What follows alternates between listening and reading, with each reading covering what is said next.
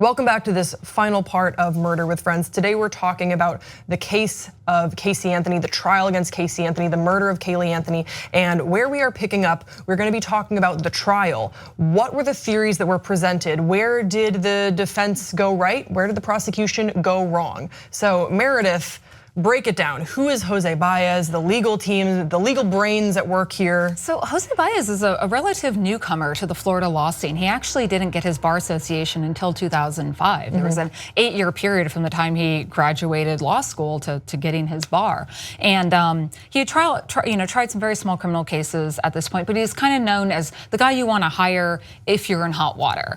And he comes out, he gets heavily involved with this from the moment that Caylee hires him as her personal lawyer, is out front in the media speaking. And by the time he gets to the trial, he has crafted this showmanship quality that he, is able to not just pick apart the prosecution's presented evidence, but really make out this idea that Caylee Anthony wasn't murdered.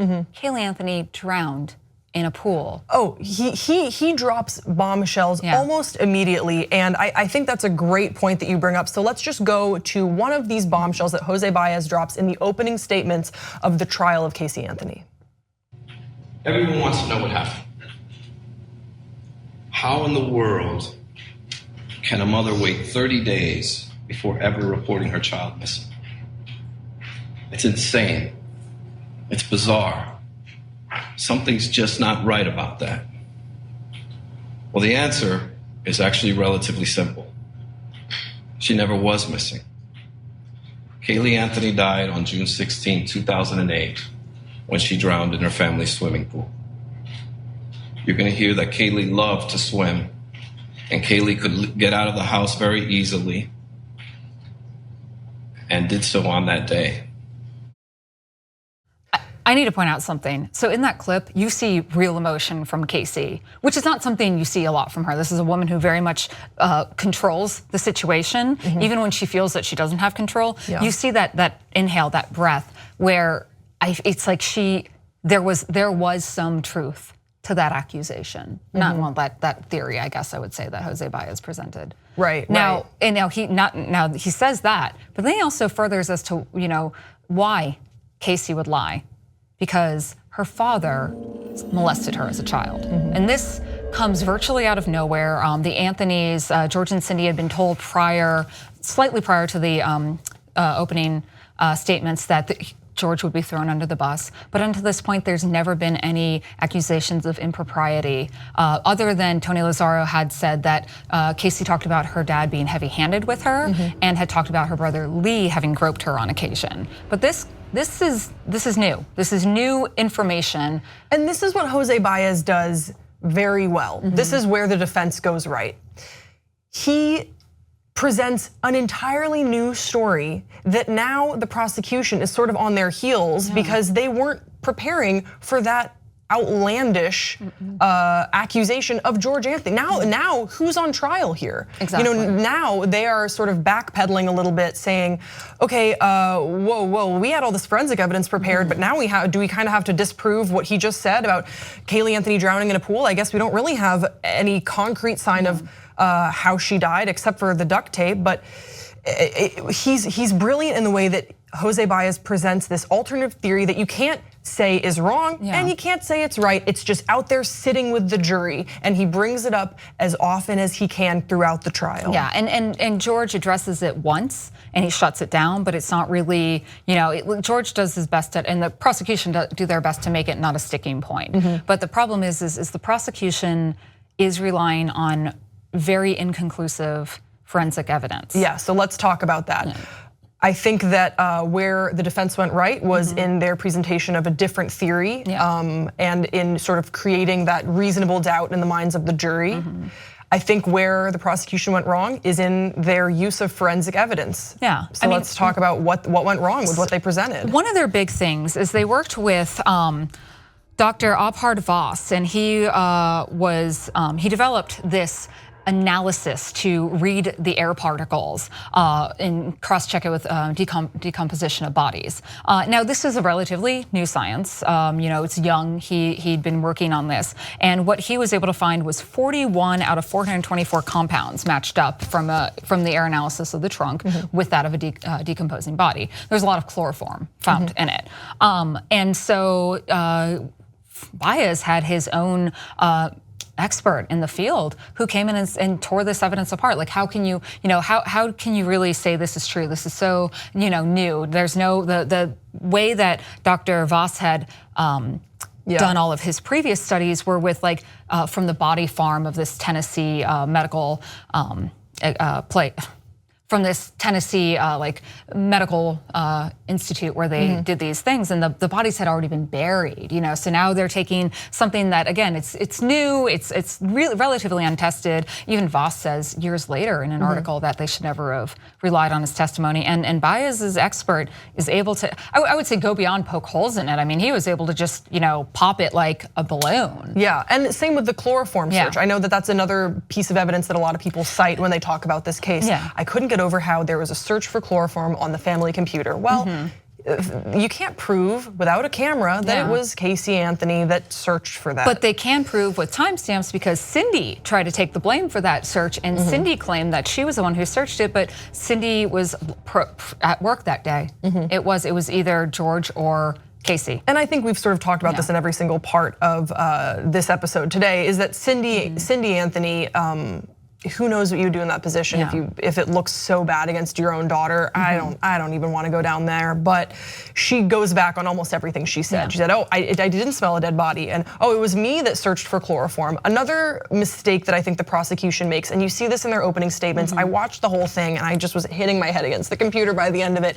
They focus way too much on what Caylee Anthony did in the month before reporting her daughter missing. Yeah, she acted inappropriately. I think that is a valid thing to bring up. She should have reported her daughter missing as soon, if she was innocent, as soon as she noticed that Caylee was missing. And she should have, alerted the authorities. She should have done all this stuff.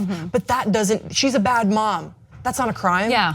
And the prosecution goes on about all this. Here she is shopping. They show videotapes of her going into Blockbuster. Like, oh, congratulations, she's one of the last people to ever go into a Blockbuster. So I mean, she might have been. Wow, she might have been.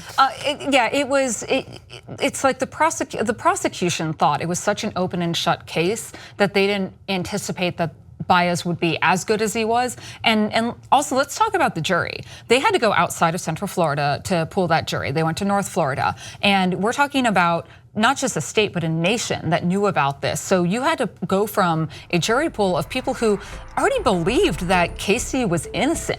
So the prosecution really had to prove that Caylee had killed this little girl, and their case wasn't tight, and you were already fighting up against people who had reasonable doubt. You needed an airtight case, and they didn't have it. Yeah, they didn't have that at all. So now let's talk a little bit about our own theories and what do we think happened? I guess also I should say, I don't want to run this clip because it makes me kind of sick to my stomach, but you guys all know that Caylee Anthony was acquitted on July 5th, 2011 of all charges, all charges. All of them, not even one, not a single one stuck. So we're gonna go over our theories, but George Anthony, the father of Caylee Anthony, has spoken out since the trial on what he thinks happened. So let's take a look at this, and then I wanna get your reaction.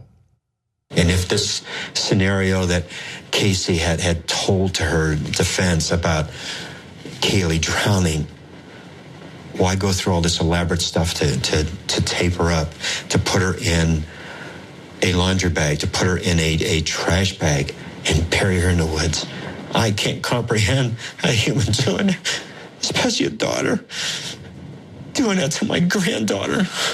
It's hard to watch. And he doesn't buy that. Yeah, and even knowing George as little as I did, that interview was hard for me because he knows in his heart that Caylee did it, but none of us will ever know why. And in many ways, I actually, especially relooking at this years later, I feel if they had, at one point a plea deal for manslaughter was put out there and it was rejected, and I feel that's where it is. I don't think Caylee purposely killed Caylee. I think some accident happened, and I feel Caylee died as a result of it, be it through Xanax, because the whole Zanny the Nanny thing, a street name for Xanax at the time, very popular name, Zanny. Chloroform might have been a way to put her down. I mean, maybe she even did drown in the pool. I think what Caylee intended to do was to create a scenario in which she framed a false nanny for kidnapping and murdering the child. I think that's why you see the duct tape, the bags. Why bury? Why leave it so close to the home? That's a little, but that's just rash impulse. I feel that there wasn't a true intention to kill the daughter. I feel that Caylee's just a really shitty mom, and it happened that way. Do you think that if the state had accepted the manslaughter plea deal, which I believe Jose Baez came to them twice in search of that plea deal, do you believe that we would know what happened? Because that's what bothers me about these unsolved cases. You just want to know. Because I can't imagine at this point Jose doesn't know. I mean, I feel he knows. Jose knows exactly what happened. And I think if they had gone through, they would have, because to accept a plea deal, since it wouldn't have been a closed deal, we would have found out. And I think the reason Caylee can go on and live her life now is that I think she's rectified with herself. Like, this was an accident, it sucks, I got away with it. Because that's the thing, this girl lies. This girl lies about everything. And I think she was planning a much more elaborate lie as to how this kid accidentally died. So you believe the theory that George has sort of said himself as well, that something happened with maybe prescription medication or whatever. Cindy doesn't believe that. Cindy just doesn't really talk about her own theory. You think Cindy that believes she's innocent. I think Cindy feels that. I don't. In her heart of hearts, there's no way. In interviews, she says she believes she's innocent, which is sort of why you're estranged from your daughter anyway. They're not in each other's lives anymore. You have to think how broken these people are now. Right. Like, I mean, this, like a couple months after they discovered Caylee's remains, George tries to commit suicide. They find him in time. And he chooses to stay with Cindy, despite the fact that we know from interviews, and he said as much, that this should have broken them, but he didn't want to abandon his wife. I think something broke in Cindy. And I think it's not something that's talked about, but I just think you see this a lot with missing persons cases or murder cases with mothers or even grandparents who almost are the mothers, that they're never going to be the same. And I think he feels a responsibility to Cindy, and I think for Cindy's sanity, she probably wants to believe that her daughter is innocent, because what else does she have left? It kind of reminds me of Patsy Ramsey following the murder of Jean Bonnet, where I firmly believe whatever happened in that house happened within that house and the people that live in that house. And you see that you tell a lie enough, you believe it. You start to believe it as the truth. And I wonder if we would have gotten the truth for Caylee had the state not gone for the death penalty. I really wonder how things might have been different. Now, some of you might be wondering, well, Caylee Anthony is now free. What is she doing these days? I don't want to know, but she did recently speak with the Associated Press, and she gave her answer to the question, what happened to Caylee? Whatever, let's take a look. Your understanding, how did she die? I don't know. You don't know? Something about drowning, possibly. Everyone else has their theories. I don't know. So your parents had her? My dad did. And next thing you know, she's missing, right? How did it play? I did what I was told. I don't remember too much of what happened. Oh my God, I get this.